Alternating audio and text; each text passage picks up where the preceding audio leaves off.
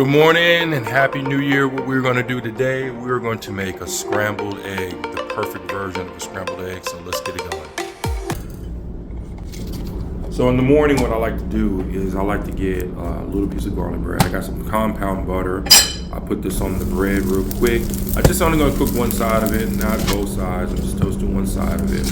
I wanted to cool the pan off, so I added a little water to the pan to cool it down, and then I didn't rinse it out, I just poured it out, and then I put it back on the stove. So it's still a little warm, it's not overly cold, so I didn't want the butter melting so fast. I'm putting 3 eggs per tablespoon of butter. So for every tablespoon of butter, I have 1 egg. So 1 egg per tablespoon of butter.